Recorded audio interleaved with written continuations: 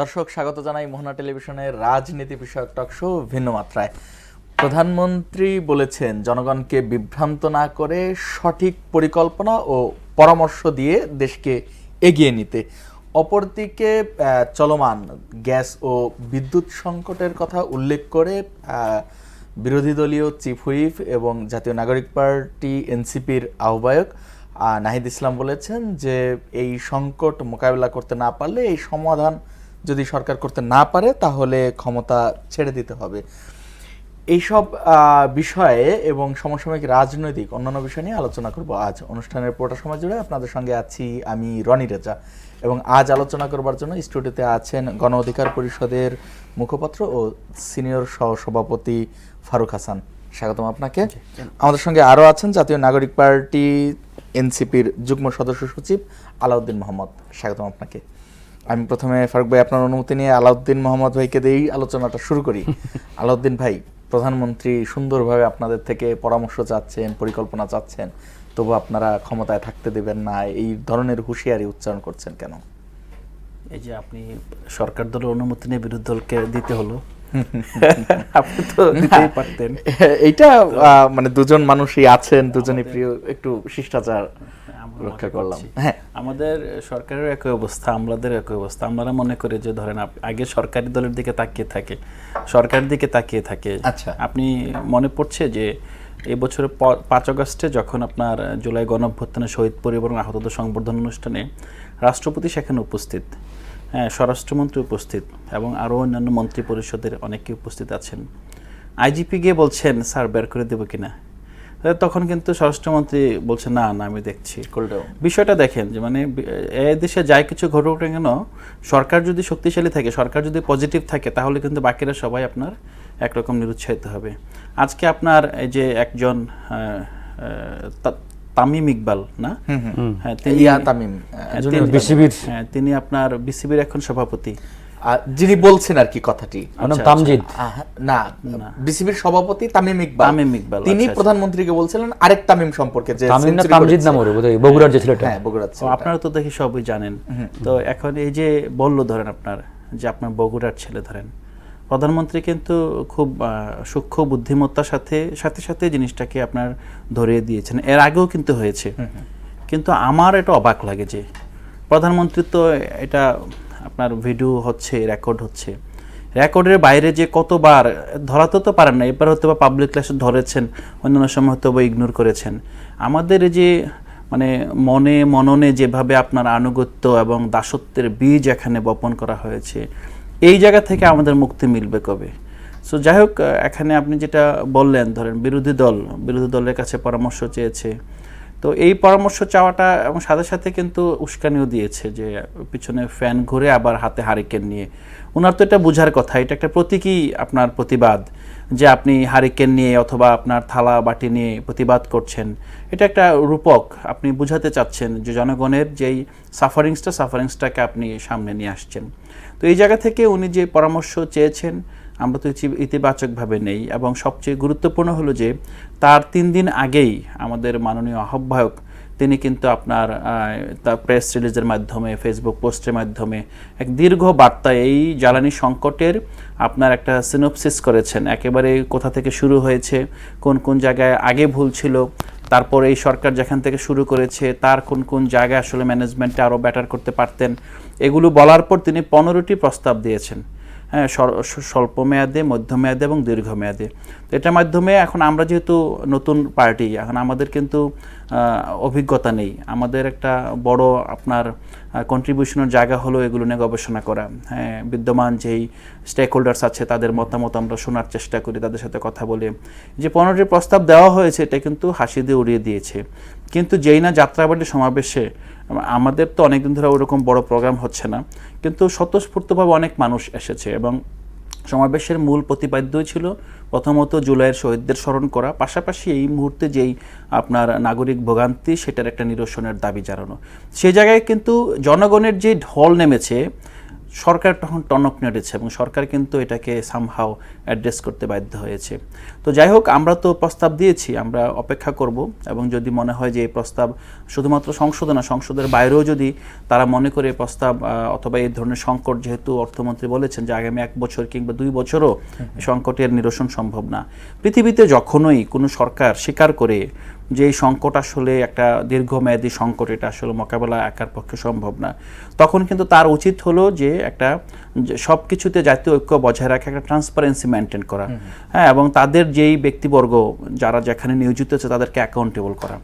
ভালো সময় কিন্তু আপনার মানে অনেক কিছু উড়ে চলে যায়, কিন্তু যখন আপনি জানেন যে এটাকে দুর্যোগ প্রবণ সময় এবং যে কোনো সময় সরকার আসলে আপনার দেখা গেল যে ওই একটা সমস্যার সরকার সৃষ্ট না, কিন্তু সেখান থেকেও আপনার বিস্ফোরণ হয়ে আপনার সরকারের অনেক লেজিট কাজকেও নষ্ট করে ফেলতে পারে। কিন্তু সরকারের মধ্যে কিন্তু এই প্রবণতাটা এখন পর্যন্ত দেখা যাচ্ছে না। যদি অর্থমন্ত্রী বক্তব্য মিলান এবং যদি জ্বালানি মন্ত্রী বক্তব্য মিলান এবং প্রধানমন্ত্রী বক্তব্য মিলান, দেখবেন যে 3 ধরনের বক্তব্য কিন্তু ত্রিমুখী। এই 3 ধরনের বক্তব্যকে একসাথে করলে দেখবেন যে জাতির সামনে হতাশা ছাড়া কিছুই নেই, দুঃখজনকভাবে। ধন্যবাদ আপনাকে। ফারুক হাসান, আলাউদ্দিন মোহাম্মদ বলছিলেন যে ট্রান্সপারেন্সি থাকাটা কতটা জরুরি, এবং অর্থমন্ত্রী আজকে যেটা বলেছেন যে 1-2 বছরের আগে 2 বছরের আগে এটি সমাধান সম্ভব নয়।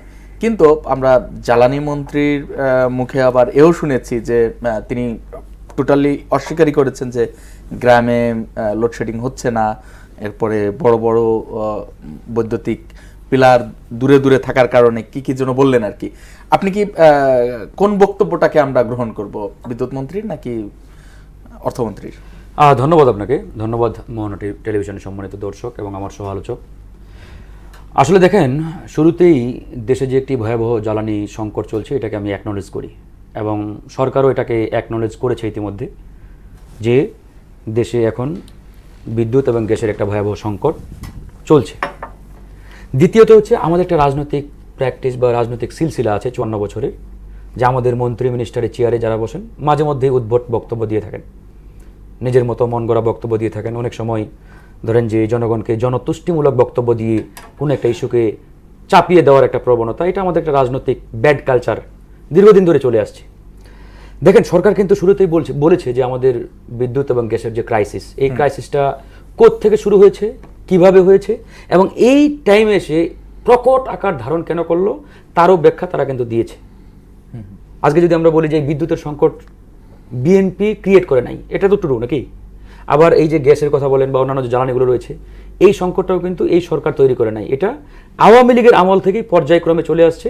আওয়ামী লীগ মূলত এই জ্বালানি খাতকে একটা অস্থিতিশীল জায়গায় ঠেলে দিয়েছে কয়েকটা অলিগার্ক মাফিয়া শিল্প গোষ্ঠীর হাতে তুলে দেওয়ার মধ্য দিয়ে। তো সেই জায়গা থেকে আমাদের এই ক্ষতটা বাড়তে বাড়তে এখন একটা প্রকট আকার ধারণ করেছে, এটা অস্বীকার করার কোনো সুযোগ নেই। আমাদের মাননীয় জ্বালানি মন্ত্রী কিছুদিন আগে বিদ্যুৎ নিয়ে এরকম একটা বক্তব্য দিয়েছিলেন, আমরা বিরোধিতা করেছি। ওই যে লাইনে প্রবলেম, পিলারের সমস্যা, এই কারণে নাকি লোডশেডিং ইত্যাদি, এটাকে আমরা অ্যাকসেপ্ট করি নাই, বলেছি এটা মিথ্যাচার। এরকম বক্তব্য দিলে জনমনে আরও ক্ষোভ তৈরি হবে। দয়া করে এইসব বিভ্রান্তিকর বক্তব্য পরিহার করুন, কারণ আমাদের দায়িত্ব হচ্ছে যেটা সত্য স্বীকার করতে হবে ভাই। সত্যকে কখনোই মিথ্যা দিয়ে ঢাকানো যায় না। সরকারের পক্ষ থেকে সরকারের দায়িত্বশীল যারা ব্যক্তি রয়েছেন তারা কিন্তু অ্যাড্রেস করেছে এবং এটাকে অ্যাকনোলেজ করেছে যে জ্বালানি ভয়াবহ সংকট। আজকেও দেখলাম আপনাদের অর্থমন্ত্রী কিন্তু পরিষ্কারভাবে বলেছেন যে এই সংকট আগামী 1-2 বছর আমাদের লাগবে কাটিয়ে উঠতে। It's true. এবার আসেন গণতান্ত্রিক বাংলাদেশ, একটা গণতন্ত্রের মধ্য দিয়ে আজকে এই নতুন বাংলাদেশ আমরা পেয়েছি। যদিও পরিপূর্ণভাবে গণতন্ত্রের প্রত্যেকটা এলিমেন্টকে আমরা এখানে প্র্যাকটিস করতে পারি না, বা ধরেন যে ওইরকম পরিবেশটা এখনো তৈরি হয় নাই, তারপরেও আমরা চেষ্টা করছি একটা গণতান্ত্রিক পরিবেশের মধ্যে ঢোকার জন্য। এই গণতন্ত্রের অন্যতম উপাদান কিন্তু দুটো, সরকারি দল বিরোধী দল উভয়ই কিন্তু গণতন্ত্রের অন্যতম অংশ বা উপাদান, যেটাই বলেন না কেন। তো একে অপরের ধরেন যে সহযোগিতামূলক একটা পরিবেশ থাকা, সহযোগিতামূলক কার্যক্রমের মধ্য দিয়ে একে অপরকে সহযোগিতা করা, এটাও কিন্তু গণতন্ত্রের অংশ। সেই জায়গা থেকে সরকার যেমন বিরোধী দলকে আহ্বান জানিয়েছেন যে আপনারা পরামর্শ দেন, এটাকে অবশ্য আমি ইতিবাচকভাবে দেখি। আবার বিরোধী দল যদি এটাকে ইতিবাচকভাবে রেসপন্স করতেন, এটাকেও আমরা কিন্তু সাধুবাদ জানাতাম। অবশ্যই ইতিবাচকভাবে তাদের রেসপন্স করা দরকার ছিল।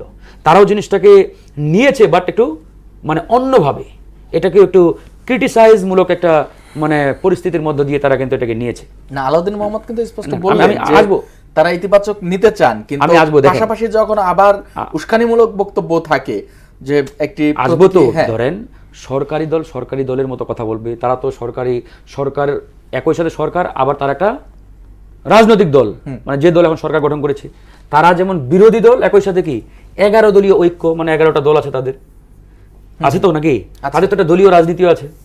আর আমি যদি তাদেরকে বলি যে আপনারা কি সবকিছুই পার্লামেন্টের ভাষায় কথা বলেন না তো, তারা পার্লামেন্টে বলে এক, বাইরে বলে আরেক। না, বাইরে তো আর পার্লামেন্টের ভাষা না, এটাই বলছি আমি। এখন দেখেন বিরোধী দল, এই যে বিগত 2টো অধিবেশন গেল, আমাদের বিদ্যুতের ক্রাইসিস তো কালকে শুরু হয় নাই, এটা কিন্তু কয়েক মাস ধরেই চলে আসছে। জ্বালানি সংকট অনেক দিন ধরেই চলে আসছে। এই জ্বালানি বিদ্যুৎ নিয়ে পার্লামেন্টে তারা কতদিন জোরালোভাবে বক্তব্য রেখেছে? খুব কম, নাই বললেই চলে। অথচ বিরোধী দলের দায়িত্ব ছিল না, এটাই আপনি ওখানে ধরেন যে অন্য বক্তব্য নিয়ে ব্যস্ত থাকবেন, জনগণের জনগুরুত্বপূর্ণ ইস্যু নিয়ে কথা বলবেন, এটা তো হতে পারে না। ধরে নিলাম সরকার কি এমন আলাপ হয়েছে, না অনেক ইস্যু আছে যেগুলো নিয়ে আসলে ওই যে বললাম, কেউ তাদের ওই যে রুম চাই, কেউ গাড়ি চাই, কেউ ফ্রিজ চাই, টিভি চাই, শেষ করি, এটা একটা ইস্যু। দ্বিতীয়ত দেখেন এখন অধিবেশন নেই, বিরোধী দলের উচিত ছিল, যেহেতু তাদের লিগাল একটা জায়গা রয়েছে কথা বলার, বক্তব্য দেওয়ার, ধরেন সরকার মানুক না মানুক ডাজন্ট ম্যাটার, আমার যেহেতু একটা লিগাল জায়গা আছে যেখানে আমি আমার বক্তব্যটা প্লেস করতে পারবো, তারা কি সরকারকে আহ্বান জানিয়েছে? সরকার বলতে আমি মহামান্য রাষ্ট্রপতির কথা বলছি, ওনারা কিন্তু মহামান্য রাষ্ট্রপতিকে লিখিতভাবে জানাতে পারতেন যে একটা স্পেশাল অধিবেশন আহ্বান করা হোক। যদিও মিডিয়াতে কয়েকদিন আগে না, কালকে না পরশুদিন মধ্যে জামাত ইসলাম বলেছে, কিন্তু তাদের দায়িত্ব ছিল লিখিতভাবে মহামান্য রাষ্ট্রপতিকে আহ্বানটা জানানো, যেহেতু একটা বড় ক্রাইসিস চলছে, সরকার উদ্যোগ নেয় নাই, আপনি দয়া করে পার্লামেন্টের অধিবেশন আহ্বান করেন, স্পেশাল অধিবেশন আহ্বান করেন, আমরা পার্লামেন্টে গিয়ে কথা বলতে চাই। নো, বলে নাই, এটা কালকে না পরশুদিন বক্তব্যে বলেছে।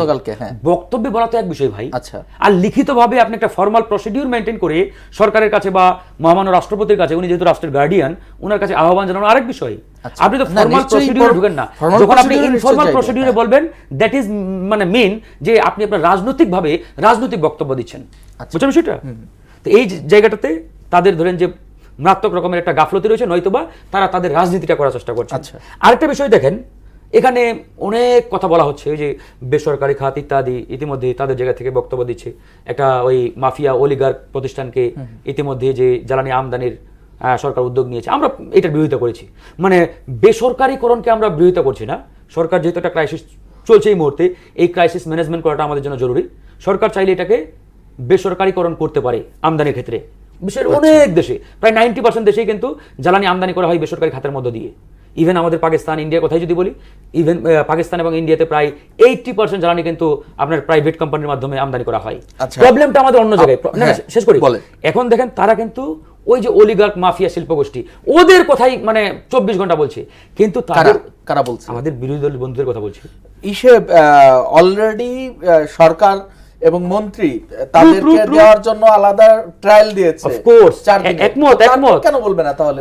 বলবে তো অবশ্যই, কিন্তু এখানে তাদের ধরেন যে বলা কোনটা জরুরি ছিল, প্রাইভেট কোম্পানিকে দেওয়াটাতে প্রবলেম আমরা দেখি না। প্রবলেম হচ্ছে ওখানে যখন আপনি শুধুমাত্র ওই জিনিসটা নিয়ে পড়ে থাকবেন। তারা যদি এই অ্যাঙ্গেলে বা এভাবে তাদের প্রপোজাল বা প্রস্তাবগুলো তুলে ধরতেন যে সরকারের উচিত বা সরকারকে আগে নীতিমালা প্রণয়ন করতে হবে, পার্লামেন্টে অধিবেশনে এই প্রপোজাল নিয়ে আসেন, প্রস্তাব নিয়ে আসেন, আমরা এখানে আলোচনা করি, আলোচনা করার পর একটা নীতিমালা হবে। এই নীতিমালার আলোকে যে কোম্পানি পাক, যে প্রতিষ্ঠানে পাক, যে শিল্প গ্রুপেই পাক, নো প্রবলেম।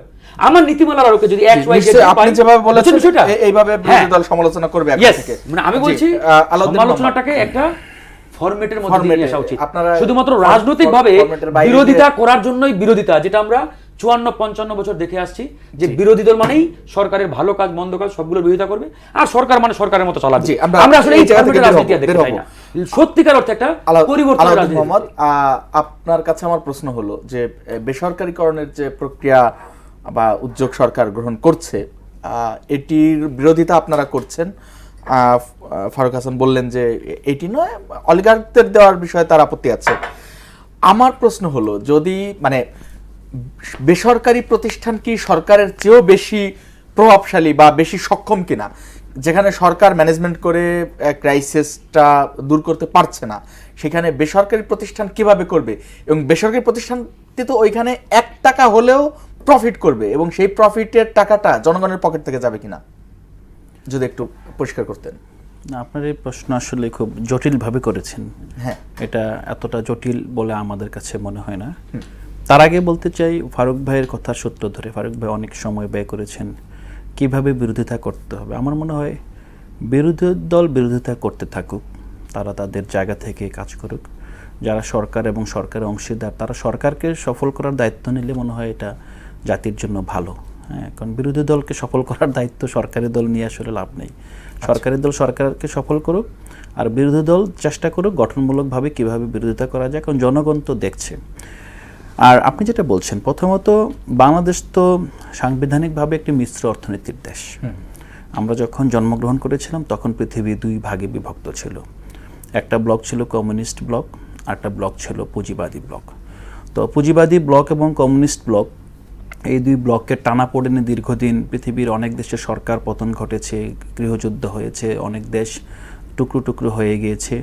বাংলাদেশও কিন্তু সৃষ্টির প্রারম্ভেই এর দামাদুল থেকে বিচ্ছিন্ন ছিল না। বাংলাদেশও অনেক দিন ধরে আপনার এই ধরনের সংকট অতিবাহিত করেছে।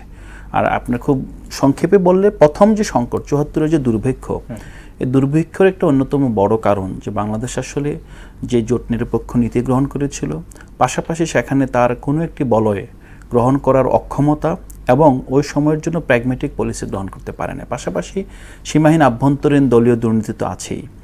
তো এখন আমরা যে অবস্থা আছি, আমরা একটা মিশ্র অর্থনীতিতে আছি। মিশ্র অর্থনীতির মূল জায়গাটা হলো যে জরুরি গুরুত্বপূর্ণ যে সেক্টরগুলো, সেগুলো সরকারের নিয়ন্ত্রণে থাকবে এবং সরকার একটি শক্তিশালী রেগুলেটরি বডি হিসেবে বাজারকে নিয়ন্ত্রণ করবে, আর বাজার উন্মুক্তভাবে বাজারের গতিতে চলবে। এখন বাংলাদেশে দীর্ঘদিন ধরেই আপনার বিপিসি, বাংলাদেশ পেট্রোলিয়াম কর্পোরেশন, তাদের হাতে হলো জ্বালানি সেক্টরটা, জ্বালানি আমদানি এবং জ্বালানির কিছু আপনার উপজাত রপ্তানিও হয়। তো আমদানি রপ্তানি এবং ইন্টারনাল ডিস্ট্রিবিউশন ডিলারের মাধ্যমে করে থাকে। এখন আর পাশাপাশি অনেকগুলো সেক্টরে আপনার সরকারি খাতে ছিল, একটা সময় বেসরকারীকরণ করা হয়েছে এবং বেসরকারীকরণ করার পর অনেক ক্ষেত্রেই অনেক সেক্টরে আবার ঘুরে দাঁড়িয়েছে। আর বাজারের ক্ষেত্রে প্রথম কাজ হবে যে সরকারের কাজ কিন্তু না ব্যবসা করা, এটা হলো 1 নাম্বার। আর ব্যবসায়ের কাজ না যে সরকার পরিচালনা করা। এই দুইটা বিষয় আমাদেরকে বুঝতে হবে। ব্যবসায়ের কাজ ব্যবসা করা, আর সরকারের কাজ হলো নীতি প্রণয়ন করা।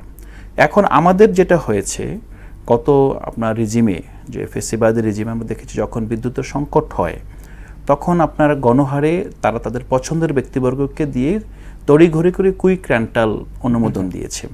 সেটার মাধ্যমে একটা নিজস্ব অলিগার্ক তারা তৈরি করেছে গত 15-16 বছরে। এরা কিন্তু আপনার অনেকেই আছে যারা আপনার ব্যাংকের টাকা নিয়ে ইনভেস্টমেন্ট করেছে, ওই সেক্টরে কোনো অভিজ্ঞতা নেই এবং ইনভেস্টমেন্ট করার পর সেখান থেকে সরকার কোনো বিদ্যুৎও পায়নি, বাট বছরের পর বছর তাদের ক্যাপাসিটি চার্জ দিয়ে রাখতে হয়েছে, এখনও আপনার সেই শেকল থেকে সরকার বের হয়ে আসতে পারেনি। তো এইটা হলো বাংলাদেশের রাষ্ট্রের উপরে যে বেসরকারি খাতের খবরদারিত্ব। আর বেসরকারি খাতের খবরদারিত্বটা কিভাবে হয়? বেসরকারি খাত কিন্তু এখানে বেসরকারি খাত হিসেবে খবরদারি করে না। বেসরকারি খাত রাজনীতিবিদদের মাধ্যমে বাংলাদেশের যে জাতীয় সংসদ, যেখানে আমাদের নীতিগুলো প্রণয়ন করা হয়, সেখানে একটা বড় হস্তক্ষেপ করে। আপনি দেখবেন যে আমরা শুরুর দিকে পাকিস্তান আমল থেকে বাংলাদেশ পর্যন্ত সংসদের প্রতিনিধি কারা ছিল, আপনি দেখবেন ক্রমান্বয়ে ব্যবসায়ী প্রতিনিধির সংখ্যা বাড়ছে। কেন ব্যবসায়ী প্রতিনিধির সংখ্যা বাড়ছে?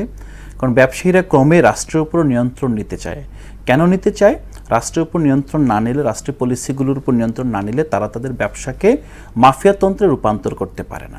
এই যে একটা জায়গা তৈরি হয়েছে, এই জায়গায় আমরা দেখেছি দীর্ঘদিন ধরে বাংলাদেশ একটা রাষ্ট্র হিসেবে যে শক্তিশালী জায়গায় দাঁড়ানোর কথা ছিল সেটা দাঁড়াচ্ছে না।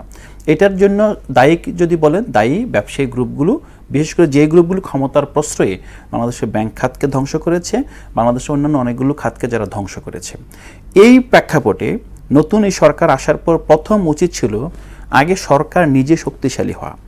তার যেই আপনার বেসরকারি খাতের উপর তার যে কর্তৃত্ব, এই কর্তৃত্বটা আপনার প্রকাশ করা, কর্তৃত্বটা এস্টাবলিশ করার পর ধীরে ধীরে কোন কোন খাত আপনার বেসরকারি করতে হবে সেটা করা। কিন্তু সরকার যেটা করেছে, শুরুতে এসে যেটা করেছে, স্বাভাবিকভাবে সরকার আসার 2 মাস পরে আপনার যুদ্ধ শুরু হলো, কিন্তু এই সলিমুল্লাহ খানের ভাষা যুদ্ধের সব ব্যয় তো বাংলাদেশ বহন করছে না। যুদ্ধের মধ্যে তেলের দাম বেড়েছে, আবার তেলের দাম কমেছেও। এখন আমাদের রাষ্ট্র হিসেবে কাজ কি? রাষ্ট্র হিসেবে কাজ হলো আপনার একটা শক্তিশালী ফাইন্যান্সিয়াল ম্যানেজমেন্ট লাগবে। যুদ্ধকালীন সময় আপনি কিভাবে চলবেন, যুদ্ধের আগে আপনাকে ঠিক করতে হবে। আপনি যখন দীর্ঘদিন ধরে রাষ্ট্র পরিচালনার জন্য প্রস্তুতি নিয়েছেন, জনগণের কাছে ভোট চেয়েছেন, একই সাথে আপনার ব্যাকএন্ডে এই প্রস্তুতি দরকার যে আপনি প্রথম 100 দিন কিভাবে চলবেন, প্রথম 180 দিন কিভাবে চলবেন, 5 বছর কিভাবে চলবেন, এটা তো আপনার আগে থেকে প্রস্তুতি নিয়ে আসা দরকার।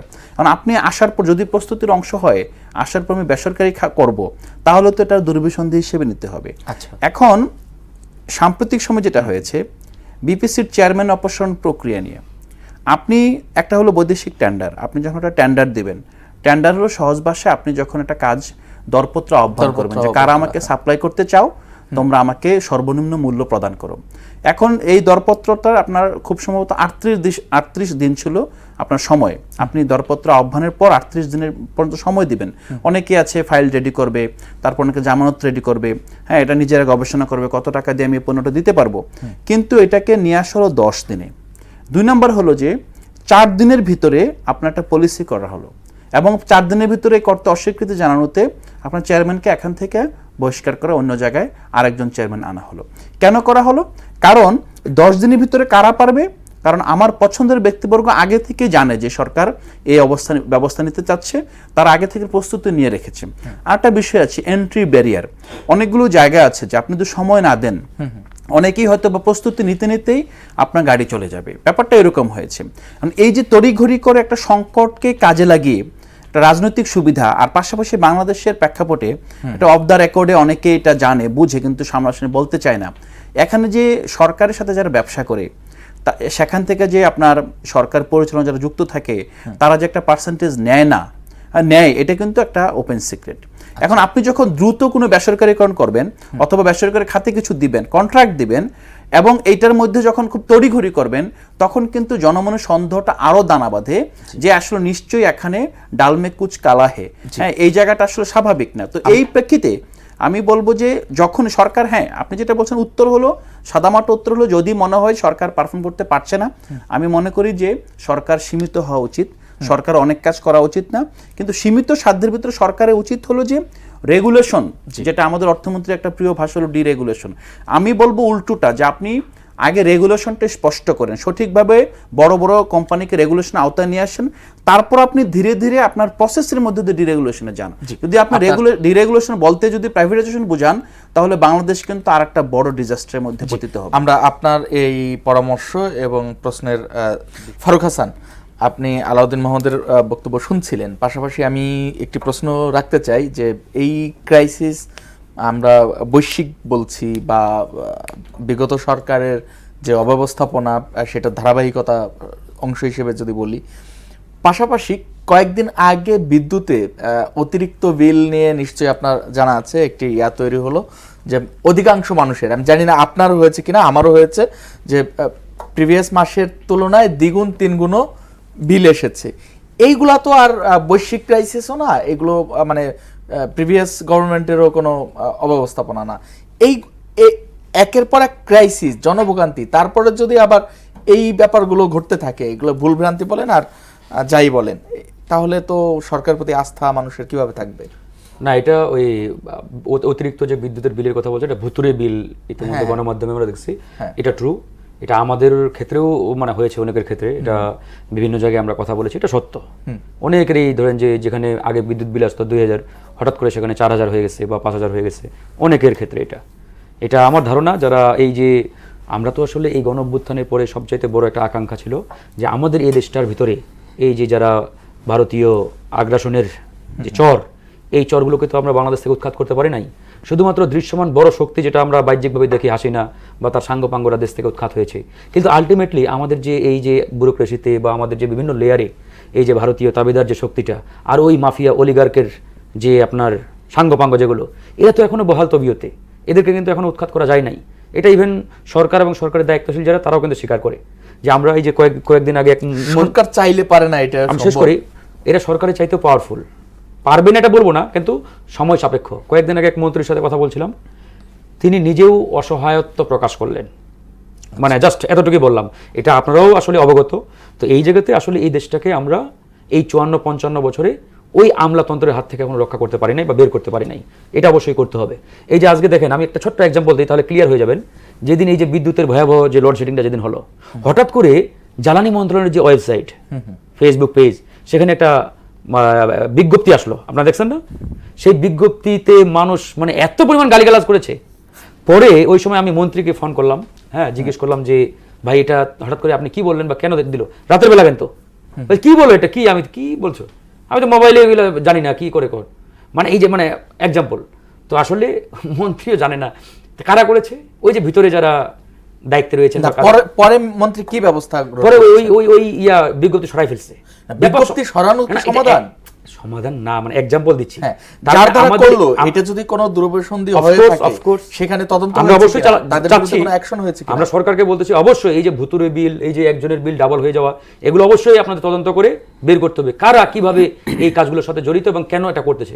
এটা তো এমনও হতে পারে ওই শ্রেণীটা, ওই গোষ্ঠীটা সরকারকে বেকায়দায় ফেলার জন্য বা সরকারকে ধরেন যে জনমনে একটা নেতিবাচকভাবে তুলে ধরার জন্য এই কাজগুলো করছে, এটা হতে পারে না?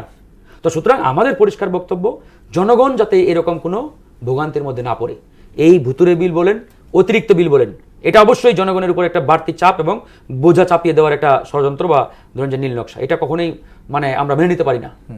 এটা যে বা যারাই জড়িত হোক, সরকারের দায়িত্ব অতি দ্রুত তদন্ত করে এদেরকে খুঁজে বের করা এবং এদেরকে আউট করা। কারণ এদেরকে যতক্ষণ না পর্যন্ত আপনি এই সেক্টর থেকে বের করতে পারবেন, এদের মাফিয়াগিরি, এরকম ধরেন যে বদমাশি ষড়যন্ত্র চলতে থাকবে। পরিষ্কার। আরেকটা বিষয় দেখেন, জ্বালানি সংকট, এটা ওপেন সিক্রেট, সবাই আমরা জানি, সরকারও জানে, বিরোধী দল, জনগণও জানে।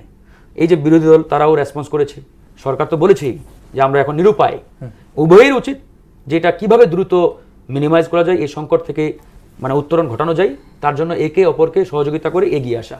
এই জন্য আমি বলছি যে এখানে আজকে সরকারেরও উচিত ছিল এই আহ্বানটা জানানো যে একটা সংকট উত্তরণে জাতীয় কমিটি, এই কমিটিতে সরকারি দল থাকবে, বিরোধী দল থাকবে, যে আমাদের যারা এক্সপার্ট আছেন, আমাদের জ্বালানি বিশেষজ্ঞ আছেন, তারা থাকবে, এদেরকে নিয়ে একটা ন্যাশনাল কমিটি করে দাম বাড়ানো হবে, ক্রাইসিস কেটে যাবে। যখন সরকারি দল বিরোধী দল উভয় থাকবে এবং এখানে এক্সপার্টরা থাকবে, প্রিভিয়াস যেটা দেখেছি এর আগে হয়েছে অবশ্যই, ওই যে বললাম ওই অলিগার্ক মাফিয়া শিল্প গোষ্ঠীগুলোর কারণে ওরা, এই আমাদের আলাউদ্দিন ভাইয়ের সাথে এখানে তো একমত, ওরা যখন আপনার এই পুরো বিজনেস কমিউনিটি নিয়ন্ত্রণ করবে, তখন তো তারা তাদের মতো করেই চাইবে।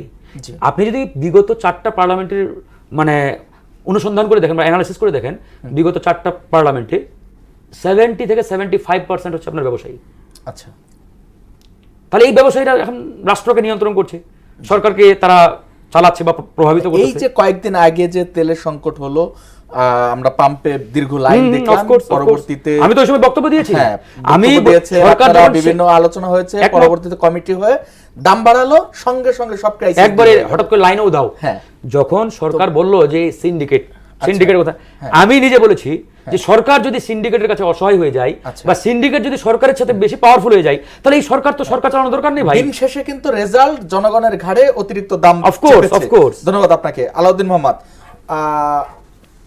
প্রধানমন্ত্রীর ভারত সফরের একটি বিষয়ে সিদ্ধান্ত বারবার পরিবর্তন হচ্ছে, আমরা মাঝে মধ্যে খবর পাচ্ছি যাবে, আবার নানা শর্ত আমাদের বাংলাদেশের পক্ষ থেকে, এই বোধহয় প্রথম আমরা মানে যে বাইনারি করা, শর্ত দেওয়া, স্ট্রং পজিশন থাকা, এটা খুবই ইতিবাচক। পাশাপাশি ভারতের সঙ্গে কূটনৈতিক সম্পর্ক এগিয়ে নেওয়ার জন্য সফরটাও জরুরি কিনা, বা আপনি পুরো বিষয়টি কিভাবে দেখছেন?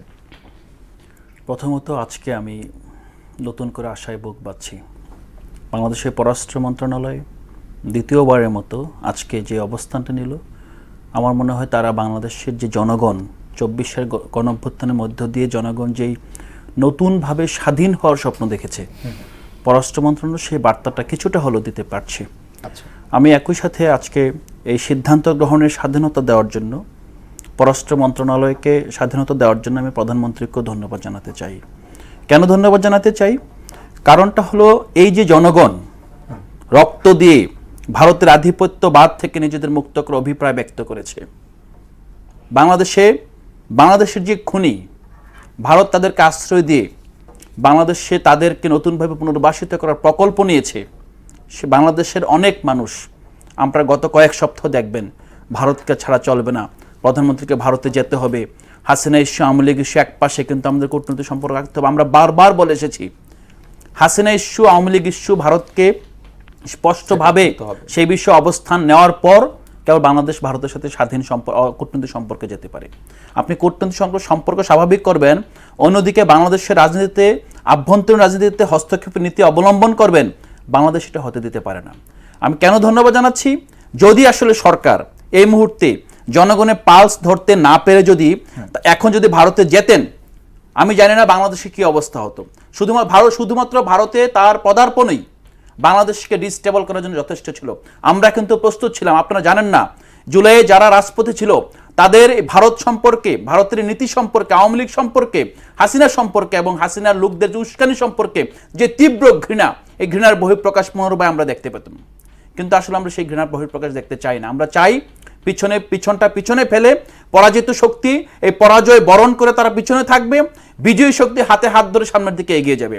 আর ভারতের ক্ষেত্রে বাংলাদেশ যদি আজকে স্পষ্ট বার্তা নিতে না পারে, তাহলে বাংলাদেশের সাথে যারা বাংলাদেশের আগামী দিনের বন্ধু, এটা পাকিস্তান বলেন, চায়না বলেন, আমেরিকা বলেন, তারা কেউ আপনার স্বাধীনভাবে এখানে পররাষ্ট্রনীতি অথবা এখানে আমাদের সাথে সম্পর্ক স্থাপন করতে পারবে না। মানুষ কিন্তু তাকেই ভালোবাসে যে নিজের সিদ্ধান্ত নিজে নিতে পারে। বাংলাদেশ যদি নিজের সিদ্ধান্ত নিজে নিতে পারে, নিজের স্বাধীন পররাষ্ট্রনীতি নিজে বাস্তবায়ন করতে পারে, তাহলে পৃথিবীর সব দেশ, আপনার যে অর্থনীতি যেরকম হোক না কেন, বাংলাদেশের জনগণ যত কষ্টে থাকুক না কেন, সব দেশ আমাদেরকে সম্মানের চোখে দেখবে। আমাদের সাথে ডিল করার ক্ষেত্রে তারা এটা বুঝবে, আমরা কারো দ্বারা পরিচিত হয়ে অথবা কারো প্রভাবে আমরা কখনো তার সাথে সম্পর্ক নষ্ট করব না। আমরা সেই জাতি হতে চাই যার পররাষ্ট্রনীতি বহির্বিশ্বে আমরা এক কথার জাতি। আপনাকে বার্তা দিয়েছি, আপনাকে কথা দিয়েছি, সেই কথা আমি বজায় রাখবো। এখানে ইন্ডিয়া হোক, পাকিস্তান হোক, চায়না হোক, কারো কথায় আমার যেই জনগণের যে ভাষা, জনগণের রাজনৈতিক যেই অভিব্যক্তি, যার সাথে আমার যেই ডিল হবে সেটা রক্ষা করতে পারবো। আজকে অন্তত এতটুকুর সূচনা হয়েছে। আমি প্রত্যাশা করব বাংলাদেশের জনগণকে, তাদেরকে বুঝতে হবে। আমি একটা রিসার্চের ফলাফল আজকে আমি প্রথম আলোতে দেখেছি, পিউ রিসার্চ, তারা রিসার্চ করেছে ভারতের 4টা দেশ নিয়ে, বাংলাদেশ, পাকিস্তান, শ্রীলঙ্কা এবং আপনার ভারত নিয়ে। ভারতের জনগণকে জিজ্ঞেস করেছে বাংলাদেশের জনগণের সম্পর্কে তাদের অভিব্যক্তি কেমন। কেবল 25% জনগণ উত্তর দিয়েছে যে তারা বাংলাদেশকে ইতিবাচকভাবে দেখে। পাকিস্তান উত্তর দিয়েছে 66%, শ্রীলঙ্কার 51% মানুষ মনে করে বাংলাদেশ ভালো অথবা বাংলাদেশকে ইতিবাচকভাবে দেখে। কিন্তু পক্ষান্তরে দেখেন, বাংলাদেশের 41%, এত বড় গণহত্যাকারীদের আশ্রয় দেওয়ার পরও 41% এখনো মনে করে যে ভারতকে ইতিবাচকভাবে দেখে। বাংলাদেশে যদিও 51% জনগণ এখনো ভারতকে অপছন্দ করে এবং ভারতকে এই অঞ্চলের আপনার সমস্যা এবং সংকটের অন্যতম কারণ হিসেবে মনে করে। এটা একদম গবেষণা প্রমাণিত। বাংলাদেশের এই ইন্ডিয়া বাংলাদেশের প্রতি অনাচার করেছে, বাংলাদেশ কি ইন্ডিয়ার প্রতি তার এক বিন্দু অনাচার করেছে? বাংলাদেশ কি ইন্ডিয়ার বর্ডারে কোনদিন খুন করেছে? ইন্ডিয়ার রাজনীতিতে হস্তক্ষেপ করেছে? ইন্ডিয়ার কোনো প্রতিষ্ঠানকে নষ্ট করেছে? বাংলাদেশের কেউ ইন্ডিয়াকে ঘুণাক্ষরে কি সন্ত্রাসী হামলা চালিয়েছে? কিছুই করে নাই। তারপরও তাদের 75% জনগণ আমাকে ঘৃণা করে। আর এই দেশের মানুষ আমার উপর গণহত্যা চালানোর পর পিলখানা হত্যাকাণ্ডের যে আপনার স্বাধীন কমিশনের যে রিপোর্ট এসেছে, সেখানে আপনি ইন্ডিয়ার হস্তক্ষেপ ছিল। 41% হল বাংলাদেশ সাধারণ মানুষ, যারা আসলে রাজনীতির ঊর্ধ্বে ভারতের যে জনগণ, তাদের প্রতি তাদের আপনার ভালোবাসা আছে। কারণ এই যে অঞ্চলে মানুষ তো আসলে আলাদা না, এটা হিস্ট্রিক্যালি তো আমরা একই ভূখণ্ডের মানুষ। এই জিনিসটা বাংলাদেশের মানুষ ধারণ করতে পারে, যেটা ভারতের মানুষ এখন পর্যন্ত ধারণ করতে পারে না। ভারতের রাজনীতি এতটা ফেসিস্ট জায়গায় গিয়েছে, জনগণ স্বাধীনভাবে চিন্তা করার মিনিমাম স্কোপটুকু রাখে নাই। তো আমি এই প্রেক্ষাপটে শুধু বলবো এই ধারাকে অব্যাহত রাখতে হবে। বাংলাদেশের জনগণকে বলবো, অন্তত পররাষ্ট্রনীতির ক্ষেত্রে আপনারা বিএনপিকে নানা সময় ক্লেম করেছেন যে ভারতের সঙ্গে নেগোসিয়েশন করেছে কিনা, আমরা দাবি করেছি। আমরা গত 10-12 যখনই আপনার এই প্রেক্ষাপটটি রচিত হয়েছে, আমাদের নেতা বা আমরা সব জায়গায় বলেছি যে হাসিনা ইস্যু, আওয়ামী লীগ ইস্যু ভারতকে স্পষ্ট করা আগ পর্যন্ত বাংলাদেশের প্রধানমন্ত্রী ভারত যেতে পারবে না। আমরা ধন্যবাদ জানাই এই কারণে, তিনি অন্তত জনগণের পালস, যদিও নাহিদ ইসলামের মুখে দিয়ে আসুক কিংবা জনগণের মধ্যে দিয়ে আসুক, তিনি এটা ধারণ করতে পেরেছেন। তিনি বুঝতে পেরেছেন এই দেশের জনগণের, আমি লাস্ট একটা কথা বলি, ধরেন বাংলাদেশের জনগণ, আপনি যদি তাদেরকে আপনি সম্মান দিতে পারেন, তারা আজকে বিদ্যুৎ বলেন, গ্যাস বলেন, অনেক সংকট থাকে। যদি জনগণ বিশ্বাস করে যে আপনি বহির্বিশ্বের, বিশেষ করে তার যে খুনি, মানে ভারত রাষ্ট্র তো আসলে আমাদের কাছে খুনি রাষ্ট্র, হ্যাঁ, তাদের সাথে আপনি কম্প্রোমাইজ না করেন, জনগণ আপনাকে সাপোর্ট দিবে। এই জিনিসটা বিএনপিকে অনুভব করতে হবে। ফারুক হাসান, আপনি যদি এ প্রসঙ্গে বলতেন। ধন্যবাদ। আমি আলাউদ্দিন ভাইয়ের একটা কথাই মানে মুগ্ধ বলতে পারেন যে পররাষ্ট্র মন্ত্রণালয় তথা সরকারের মানে দুটো সিদ্ধান্তে তারা অত্যন্ত আনন্দিত এবং খুশি। আসলে দেখেন, মাননীয় প্রধানমন্ত্রীকে আমি ধন্যবাদ জানাই যে ভারতের প্রশ্নে বাংলাদেশের জনগণ যেটা ধারণ করে, ফিল করে, তিনিও সেটা ধারণ করে এবং তার সরকার ইতিমধ্যে সিদ্ধান্ত নিয়েছেন। যেদিন ভারত বাংলাদেশের এই সফর সংক্রান্ত আলোচনা শুরু হয়, আমরা সেদিনেই বলেছিলাম যে মাননীয় প্রধানমন্ত্রী, আপনি ইন্ডিয়া যেতে পারবেন না। ইন্ডিয়া আপনার জন্য এই মুহূর্তে নিরাপদ না। আচ্ছা। কারণ ইন্ডিয়া বাংলাদেশের বন্ধু নয়, জি। এটা একটা খুনি রাষ্ট্র যারা পদে পদে বাংলাদেশকে বিপদের দিকে ঠেলে দিয়েছে বিগত 54 বছর ধরে। জি। Very interesting. দেখেন, আমরা প্রধানমন্ত্রীকে ধন্যবাদ জানাই, তিনি জনগণের পালস বুঝে, পালসটাকে ফিল করে সিদ্ধান্ত নিয়েছেন। এবং তিনি ভারত থেকে যখন এই আমন্ত্রণ তাকে জানানো হলো ইন্ডিয়া সফরের, তিনি কিন্তু এক বাক্যে বলে নাই বা রাজিও হন নাই, তিনি পাল্টা কন্ডিশন জুড়ে দিয়েছেন, এবং ভেরি ভ্যালিড স্ট্রং কন্ডিশন, যে আপনাকে আগে খুনি হাসিনাকে ফেরত দিতে হবে, হাদি হত্যার খুনিদের ফেরত দিতে হবে যারা ইতিমধ্যে ইন্ডিয়াতে আটককৃত অবস্থায় রয়েছে। তার বিপরীতে আমাদের এই যে বিরোধী দলের বন্ধু, তাদের জোটের অন্যতম একজন নেতা একই সাথে কি বলেছে জানেন? যে আওয়ামী লীগ যদি ব্যাক করতে চায় তাহলে আমরা খুব একটা বিরোধিতা করব না। What is this? যেখানে সরকার তাদের স্ট্রং পজিশন হোল্ড করছে আওয়ামী লীগ এবং ইন্ডিয়ার প্রশ্নে, সেখানে আপনাদের উচিত ছিল আওয়ামী লীগের প্রশ্নে আরো বেশি পরিমাণে কে বলেছেন? আমার মানে 11 দলীয় ঐক্যের অন্যতম নেতা এবং বিরোধী দলীয় উপনেতা জনাব আব্দুল্লাহ মোহাম্মদ তাহির। আচ্ছা এবং সেটা গণমাধ্যমে আসছে, আমরা সবাই দেখেছেন ভিডিওটা। বলেছো তো নাকি ভাইজান? আচ্ছা। এই যে দেখেন, তাহলে আপনার জোটের একজন নেতা যখন এরকম একটা বক্তব্য দেয়, আপনাদের উচিত ছিল এটার প্রচন্ড রকম একটা বিরোধিতা করা। আপনারা করেন নাই। অথচ দেখেন, যখন তারেক রহমান সাহেব ইন্ডিয়ান সফরের আলোচনা সামনে আসলো, আমরা কিন্তু বলেছি যে আপনি যেতে পারবেন না, কারণ জনগণ চাই না আপনি ইন্ডিয়া যান। তাহলে এই যে আপনারা বলছেন যে আপনারা জোটের অংশ বা সরকারের সাথে আছেন, তা আমরা তো সরকারকে নগ্নভাবে সাপোর্ট দিই না ভাই। সরকার ভালো কাজ করলে সাপোর্ট দেই, আর সরকার যদি জনগণ বিরোধী সিদ্ধান্ত নেওয়ার চেষ্টা করে আমরা বিরোধিতা করি। তো এটাই তো আমরা গণঅভ্যুত্থান পরবর্তী রাজনীতির আমাদের কালচার, আমরা এটা বিনির্মাণ করতে চাই, প্রতিষ্ঠা করতে চাই। পক্ষান্তরে বিরোধী দলের পক্ষ থেকে কিন্তু এই প্র্যাকটিসটা আমরা খুব একটা এখনো দেখতে পাচ্ছি না। আচ্ছা। সরকার যেখানে ধরেন যে এই জনগণের পালস বুঝে আওয়ামী লীগ এবং ফ্যাসিবাদের প্রশ্নে এরকম একটা স্ট্রং পজিশন হোল্ড করছে, সেখানে কিন্তু আপনারা আওয়ামী লীগ এবং ফ্যাসিবাদের প্রশ্নে অনেকটাই নমনীয়। তখনই কিন্তু জনগণের সন্দেহ এবং সংশয় আপনাদেরকে নিয়ে তৈরি। বিরোধী দল তো অধিকাংশই মানে চায় একই সঙ্গে মানে এই আওয়ামী বিরোধী অবস্থানই। একজন দুজনের বক্তব্য ধরে কি আপনি বিরোধী দলকে করে দিতে পারেন? ধরেন একটা দলের একজন নেতা যে কোনো একটা কথা বলা, আর একটা জোটের অন্যতম শীর্ষ নেতা, এটা মানে অন্য মিনিং। আচ্ছা। উনাদের বিরোধী দলীয় উপনেতা আচ্ছা। এবং জোটের শীর্ষ নেতা। আচ্ছা, তাহলে আমরা উনার বক্তব্যকে লাস্ট এক মিনিট তো জনতন নেতার বক্তব্য হিসেবে স্পষ্ট। কাউন্ট আমরা করতে পারেন একটু না। আলাউদ্দিন মোহাম্মদ, আপনাদের আসলে এই পজিশনটা কি? আপনারা চুপ হয়ে গেলেন কেন? বিরোধী দলের এরকম একজন নেতা এরকম বক্তব্য দেওয়ার পরেও আপনারা কোনো বিরোধিতা? না, আমার কাছে আমি যে বক্তব্যের কথা বলেছি, আমি এই প্রেক্ষাপটে বলার তো একটা সুযোগ লাগে। যদি উনি বলে থাকেন অবশ্যই আমরা এটা তো আমরা ধারণ করি না। হ্যাঁ, আর একটা বিষয় হলো যে আপনার বর্তমান দুনিয়ায় প্রতি মুহূর্তে আপনার ডাটা উৎপাদন হচ্ছে, কথা উৎপাদন হচ্ছে, আপনাকে প্রায়োরিটি ঠিক করতে হবে। আমরা যদি গঠনতান্ত্রিক রাজনীতি চাই, আমরা যদি সত্যিকার এগিয়ে যেতে চাই, শুধুমাত্র সব কথারই জবাব আমি বলছি না যে ওনার, আসলে আমি ওনার কথার পর আমি মাথা ঝুঁকেছি, এটা যে আমি উনি যেহেতু দাবি করেছে আমি ইয়েস বললাম, যে আসলে আমার দেখার দরকার নাই। তো স্পষ্ট জানেন না। আচ্ছা, তাহলে আমরা এই আলোচনা না আগাই, আজকের মতো শেষ করি। না রাজা ভাই, আসলে প্রতিদিন না আপনাদের টক শোতে আসার হইলে আমাদের অনেক কিছু দেখো, এত ঘটনা। ধন্যবাদ আলাউদ্দিন মোহাম্মদ, ধন্যবাদ ফারুক হাসান। দর্শক, ধন্যবাদ জানাই আপনাদেরও এতক্ষণ সঙ্গে থাকবার জন্য। আজকের মতো বিদায় নিচ্ছি, আগামীকাল দেখা হবে একই সময়। নতুন কোনো অতিথি নিয়ে আলোচনা হবে, নতুন কোনো বিষয়ে। সঙ্গে থাকুন।